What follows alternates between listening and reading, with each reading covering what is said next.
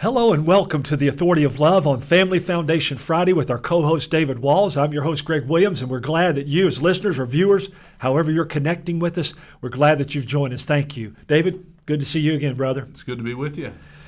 We are got several things going on. We want to get into those, but I know you told me you were going to go see a documentary here. I know you're going to report on it more, but we've been talking about this a bit. Yes, there's a interesting documentary that is going to be showing this week in select theaters, and I hope presume it'll be more publicly available at some point after that. I would think so. Produced by our friends at LifeWise Academy. I believe it's called Off School Property. And, it's going to be looking at kind of, I think, the history of the church and state and, how the Bible was removed from schools and obviously all the problems associated with that. But then the way in which, LifeWise and others are taking advantage of the constitutional right to have religious release time and to have Bible instruction during school hours, off school campus, for 1 hour a week. And not forcing anybody to do it. Right, absolutely. No, just but making it available. So I look forward to maybe giving a movie review. Exactly. Yeah. I appreciate you mentioning that because we did that. You and I both did that with Truth Rising out of the Colson Center and Focus on the Family. Yeah, absolutely. So that seems to be, there's another one I sent to you. We'll probably talk about it more in future shows. In the Truth Rising one, you can go to the truthrising.org. Yes. That is free to watch now on the streaming on the website. So that seems to be, as we know, with podcast and viewing and all these things, the way that people are going, because it makes a pretty strong emotional appeal, but it gives you the truth. Yeah. And so that's what we want to see. By the way, I would appreciate your prayers, asking for your prayers, as I'll be leaving in a couple of weeks to go down to American Family Association, who is hosting the Protect Child Health Coalition Summit, and I will be one of the speakers for that. And so I would appreciate your prayers for that. It's a wonderful group that does sort of what you do here, David, on the state level. They're doing it all around the country and even around the world on these same issues. And so I'll be speaking to those on November 7th and 8th, and certainly would appreciate your prayers. We have some really good news to report, David. There has been a precipitous decline in those who are identifying, just in the last couple of years, those who are identifying as transgender. Speak to our audience about what's going on with that. Yeah, there was a really noteworthy new study that's gotten some good attention in the Christian media and Christian public policy space, but was specifically looking at, and the title of the study is The Decline of Trans and Queer Identity Amongst Young Americans. Specifically, I think they looked at something between 50 and 70,000 college students. And the short of it is, and this has been backed up in several other studies that have kind of been released, showing that those that identify opposite of their biological sex amongst these students, in one study had been cut in a third. In this study, I think it was something like almost a half. Recent study showing drops from 6 to 7% all the way down to 3%. And so I do think those are certainly encouraging numbers, and I think there's a lot of factors, Greg, that are going into this.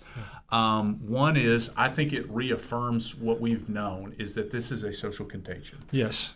You do not see an explosion of young people all of a sudden claiming that they have a transgender identity, identifying opposite of their biological sex. There are just too many factors and indications that are showing that this is just something that's cultural pressure, peer pressure, deception. Yes, all those things going on. The way, particularly for young girls, the affirmation and the praise that has been giving, where this is almost have been, unfortunately, something that was looked at as a cool, socially accepted thing you were going to get praise for doing. And certainly, I also think the reality is this is a false ideology. It's a dead end. It's something that is in a complete rejection of creation order, of God's revealed truths, and then I also think there have been some impacts from the public policy battles that we've been involved in,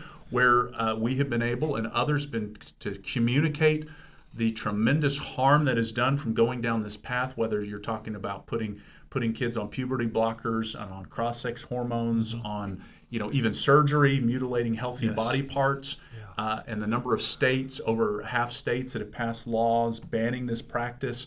I mean, I think there are a number of factors related to that, and I do think the question, though, Greg, is this a trends come and go? Yeah. And this what's also interesting, Greg, is those that are pushing this ideology would say, well, it's not a trend. These are just folks that were born that way, right? Yeah. Well, even those that promote this agenda, and I would say some of these studies are done from folks that do not come from a biblical worldview like you and I do. Right. The way they're talking about this makes this very clear that this is a social contagion. Yes. And that is the thing that we have said all along, is that if you weren't giving into and deceiving and pushing these kids toward that, we've known all along that 90% or more of them would return and realize who they really are, who they were created to be in their sex and their gender. Here's another side of that, David, that I think we need to be positive about and encourage people.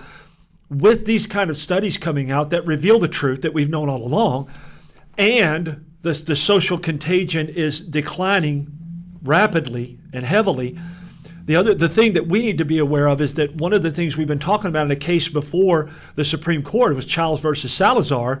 There's others out there, but if we can get that now to say, wait a minute, why would we ban that therapy when we realize this is not what they've said it is all along? Yeah. So let's allow that conversion therapy where they wrongly converted kids. We know that right here in Kentucky. Yeah. They deceived and hid it from parents and everything else. So let's allow counselors, and in particular Christian and pastoral counselors, to help them realize, not convert, but realize who they actually are.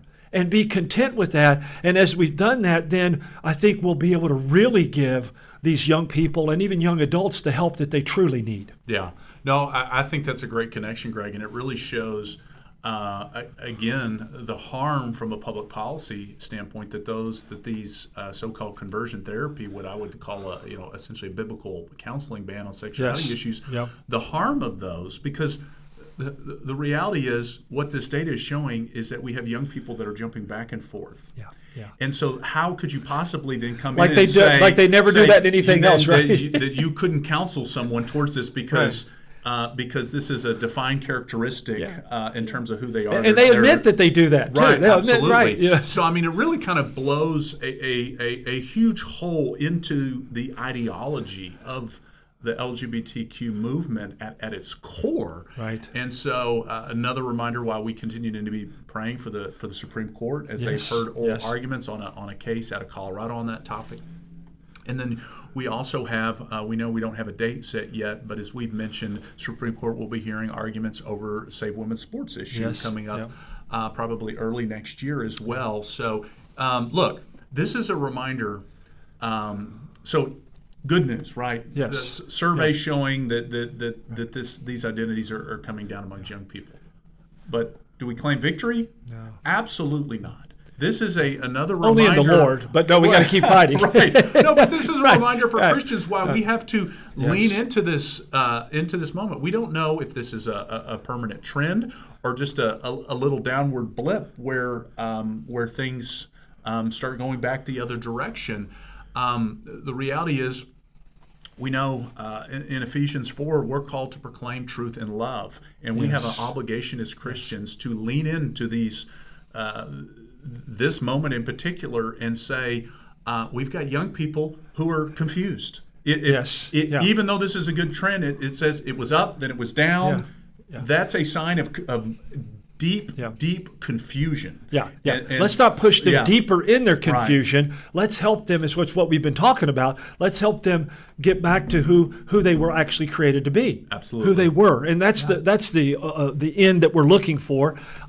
We've seen this coming for a little while. We talked a few months ago about in Europe them shutting down the transition clinics and all the things because they were seeing that the things that were being said in the pseudoscience that suicide rates were higher and all that were were actually not true. Right. And they were making it worse. So kudos to those, whether they have our worldview or not, biblical worldview or not, that they were at least looking at the science and saying, we can't continue to push these things on these kids.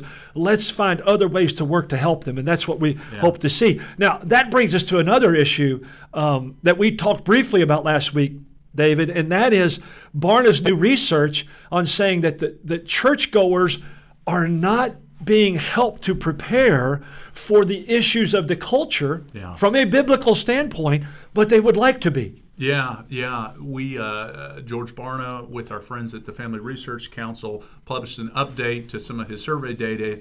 We talked a little bit about it last week, but some of the key ones that I really want to share is that those who attend church regularly, those that claim that they have a biblical worldview fell sharply. In just 2 years, David. In just over 2 years. Fell something, I think, from 57% to 43%. And this spilled over into issues, essentially questions being asked, do you believe the Bible clearly addresses some of the moral issues of the day?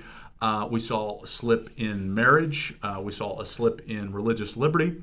And one of the biggest ones was a slip on the morality of abortion, from 65% saying, yes, we believe that the Bible speaks clearly to the immorality of abortion, down to 51%, Greg. All of those were significant drops, Absolutely. double-figure drops in every one of these things that the Bible does clearly speak on. Absolutely.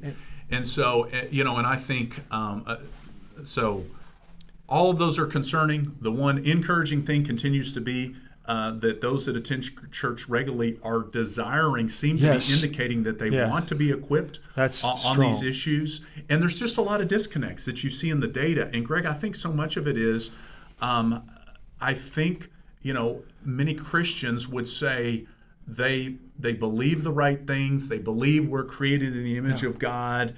Male and female, that He designed marriage and all these things. But when you take them into the real world, that's right. We're seeing this they can't disconnect. Defend it. They can't defend it, David. We're seeing this disconnect. Right. And so, and another big reminder on the issue of abortion, how this issue is just continuing to be front and center, is the battle over the chemical abortion pill. Yes. And so, and even we're seeing some disconnect in the Trump administration recently, where we were thankful that the FDA announced that they were going to do a review of mifepristone after the Family Research Council's research came out. And many others. But then we saw just here more recently that the FDA had approved a new generic version of the mifepristone pill that had been in the queue for 4 years. Right, which is going to lead to more proliferation of the deadly chemical abortion pill. Which, again, just to remind folks, that is the battle line now on the issue of abortion.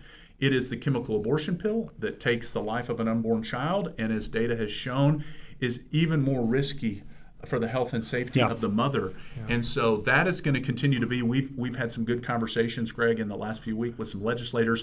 This needs to be an issue that the General Assembly looks to addressing. We have got to have more enforcement mechanisms on hand to deal with the proliferation of the chemical abortion pill coming into Kentucky, taking the lives of preborn Kentuckians, and putting mothers at risk. And we talked about it a few weeks ago. I hope we can follow the model law coming out of Texas, which makes everyone that gets it in their hands liable. Right. And I hope we can do that. I know you've got a big pastor's luncheon coming up next week. Yeah. We've got a pastor's lunch coming up in Louisville at the KBC convention. More info on our website. Yeah. Thanks for joining us. Thanks for your prayers. Thanks always to the Lord. Make it a great day, and God bless in Christ. I'm host Greg Williams with